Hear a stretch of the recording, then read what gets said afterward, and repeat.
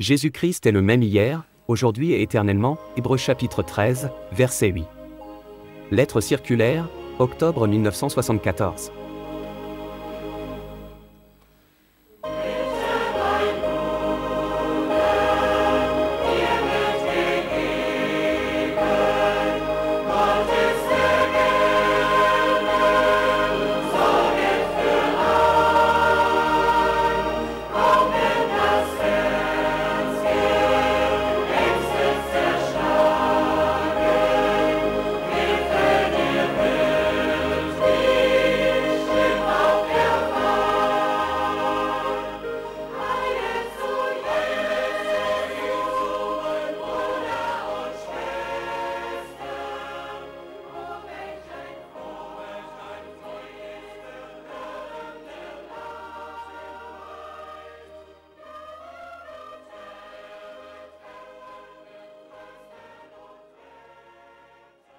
Je vous salue tous cordialement dans le précieux nom de notre Seigneur par cette parole de Tite chapitre 1, versets 1 à 3.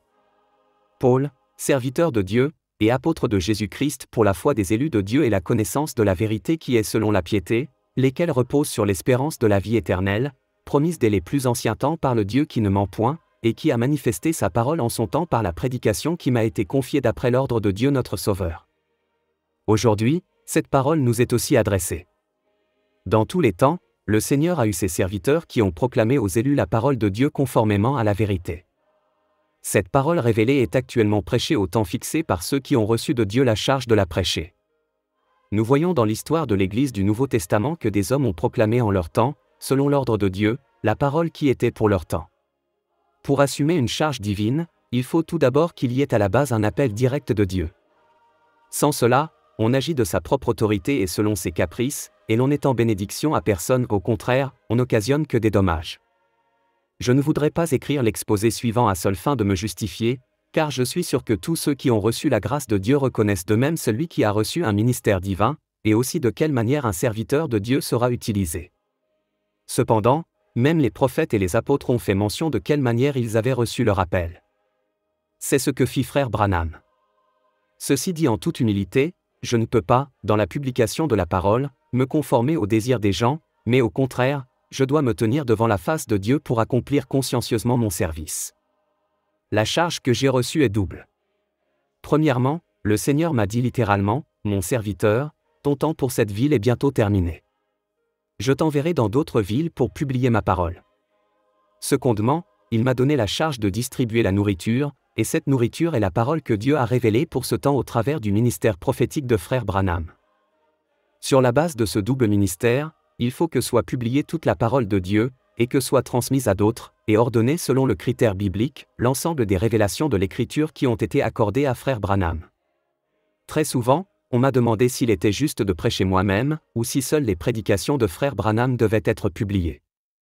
Pour accomplir consciencieusement devant Dieu la mission qu'il m'a confiée, je dois faire les deux choses. Tous ceux qui lisent et écoutent attentivement ce qui a déjà été publié peuvent constater que nous nous sommes efforcés d'exposer tout le conseil de Dieu au travers d'une publication bien soupesée, ceci tant en ce qui concerne les doctrines bibliques que les prophéties bibliques. Tout doit être apporté conformément à l'ordre de Dieu dans ce temps et dans l'équilibre, un équilibre divin. C'est pourquoi je prends constamment garde, dans la publication de toutes les choses qui ont été révélées par le ministère de frère Branham, d'en disposer l'ordre selon l'ensemble de la parole proclamée. Je dois repousser résolument l'assertion selon laquelle je serais exclusivement appelé à traduire les prédications, et non à prêcher. C'est avec grand soin que, sous la direction du Saint-Esprit, j'ai choisi parmi les centaines de prédications de frère Branham, celle qui communique une information sur l'ensemble de la prédication prophétique. Même dans les jours du Seigneur Jésus-Christ, des choses en plus grand nombre que nous relatent les évangiles se sont accomplies. Il est écrit dans Jean chapitre 21, verset 25, « Jésus a fait encore beaucoup d'autres choses. Si on les écrivait en détail, je ne pense pas que le monde même pût contenir les livres qu'on écrirait. » Qui a le droit de prétendre que, dans les évangiles, trop peu de choses aient été écrites? Qui voudra blâmer les serviteurs qui ont accompli leur ministère dans la crainte de Dieu, et sous la direction du Saint-Esprit? En ce qui concerne le service de frère Branham, nous savons que beaucoup de choses se sont passées. Des centaines de prédications, en anglais, sont à la disposition de chacun, et des livres peuvent en être remplis. Cependant, comme du temps des apôtres, avons-nous bien publié sous la direction du Saint-Esprit l'essentiel, soit ce qui est nécessaire au salut, la substance de ce qui est requis pour la félicité et la préparation de l'épouse? Et, par la grâce de Dieu, voulons-nous continuer à le faire? Il ne suffit pas seulement que nous entendions beaucoup de choses, mais bien que nous comprenions correctement ce que nous avons entendu. Je dis ces choses à l'intention de ceux qui sont plongés dans le trouble à cause de quelques frères qui n'ont pas été envoyés par Dieu. En rapport avec cela, j'aimerais parler d'une vision que le Seigneur nous a donnée ici, à Crefeld, au début d'avril 1966. Lors d'une vision, il nous fut montré un ancien magasin d'alimentation, les différentes denrées alimentaires y étaient conservées séparément dans des tiroirs. Alors, des frères entrèrent et tirèrent à eux sans précaution les différents tiroirs. La nourriture se répandit à terre, et tomba pêle-mêle sur le sol. En peu de temps, le lieu où la nourriture était conservée se transforma en chaos. Ce que l'on voulait distribuer fut en vérité foulé aux pieds. Il ressort de cette révélation que les frères qui n'ont pas reçu la charge de distribuer la nourriture ne peuvent que préparer un scandaleux chaos. Cependant, ils cherchent convulsivement à donner l'impression qu'ils sont parfaitement qualifiés, mais ils ne laissent partout derrière eux que malheur et confusion. Usant de la puissance qui m'a été accordée par l'appel divin, j'engage donc chaque frère à fournir la preuve et à témoigner de quelle manière et quand le Seigneur l'aurait chargé de publier la parole de Dieu dans ce temps, et de distribuer la nourriture qui avait été emmagasinée. J'entends démontrer clairement ici que je n'ai pas été appelé par frère Branham, mais par le Seigneur Dieu lui-même, qui m'a appelé et mandaté d'une voix audible le 2 avril 1962. Frère Branham a spontanément confirmé cet appel divin et ce mandat le 3 décembre 1962, en présence des témoins Sotman et Woods sur la base d'une révélation divine. Que celui qui veut reconnaître la direction du Saint-Esprit prenne à cœur les faits suivants.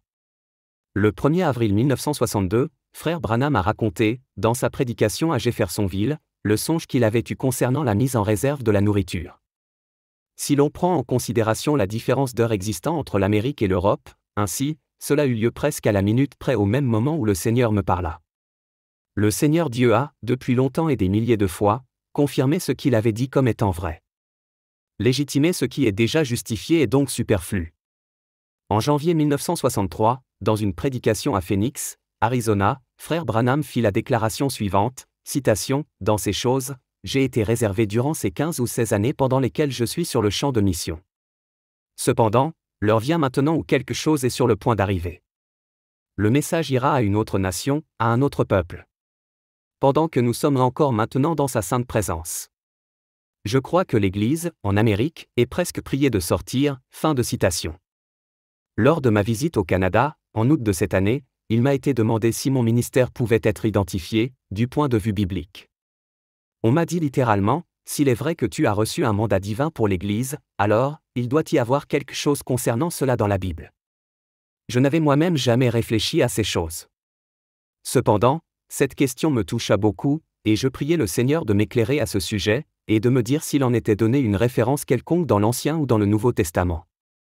À ma propre surprise, le Saint-Esprit de Dieu me remémora 2 passages bibliques, « Voici, les jours viennent, dit le Seigneur, l'Éternel, où j'enverrai la famine dans le pays, non pas la disette de pain et la soif de l'eau, mais la faim et la soif d'entendre les paroles, instruction, révélation, de l'Éternel. » Amos chapitre 8, verset 11. Quel est donc le serviteur fidèle et prudent, que son maître a établi sur ses gens, pour leur donner la nourriture au temps convenable? Heureux ce serviteur, que son maître, à son arrivée, trouvera faisant ainsi. Matthieu chapitre 24, versets 45-46. Je ne peux décrire quel amour, quelle paix et quelle bénédiction m'envahir alors. Jusqu'à l'ultime limite de mes forces, je veux me consacrer à la publication de la parole de Dieu et à la distribution de la nourriture divine. C'est au mieux de ma connaissance, et en toute bonne conscience que je m'acquitte du mandat qui m'a été confié. Dans les réunions des 7 et 8 septembre à Crefeld, j'ai parlé de cela d'une façon détaillée. C'est enregistré sur les bandes magnétiques. Le ministère de frère Branham est mondialement connu.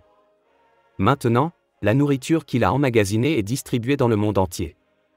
Aucune charge d'une importance quelconque pour l'histoire du salut n'a jamais été limitée à aucun pays. Dans beaucoup de pays, et sur tous les continents, de grandes choses se sont accomplies en peu de temps. Des milliers de personnes, dans le monde entier, sont venues à la connaissance de la vérité, et sont nourries de la manne cachée. Les prédications de frère Branham sont traduites en beaucoup de langues et dialectes, même en chinois. Le son de la parole révélée a retenti comme le son d'une trompette jusqu'aux extrémités de la terre. Nous sommes subjugués par les nombreuses missives que nous recevons. Les enfants de Dieu viennent encore à la dernière seconde à la connaissance de la vérité. Les émissions radiophoniques, en allemand, sont écoutées par de nombreuses personnes. Ce que représente comme travail une telle œuvre missionnaire, seuls ceux qui y participent peuvent en juger. Que ce soit tout ce qui concerne le travail de traduction, l'établissement des manuscrits, la correspondance ou les émissions radiophoniques, tout cela demande beaucoup de temps. Entre-temps, il se trouve, dans notre pays et à l'étranger, plusieurs milliers de personnes dont nous nous occupons. Si je mentionne tout cela, c'est uniquement à cause de ceux qui pensent qu'il n'y a pas assez de prédications de frère Branham traduites et publiées. Les élus se plongent dans l'étude de celles qui sont à leur disposition, et font des recherches dans l'écriture. De cette manière, ils sont toujours à nouveau richement bénis. L'appel à la tempérance doit être donné avec la dernière énergie. Il arrive toujours à nouveau que des personnes prennent des décisions immodérées, et par cela, elles entraînent le nom du Seigneur, ainsi que le message de Dieu, dans la honte et l'ignominie. Puisque personne ne connaît ni le jour ni l'heure du retour de Jésus-Christ, nous devrions tous mener une vie qui soit agréable aux yeux de Dieu, et poursuivre sans autre nos occupations. En Europe également, se présentent des hommes qui se réclament de frères Branham, mais qui avancent des affirmations non scripturaires, fixant le temps pour le retour de Jésus-Christ, et amenant ainsi les gens dans l'agitation et l'inquiétude.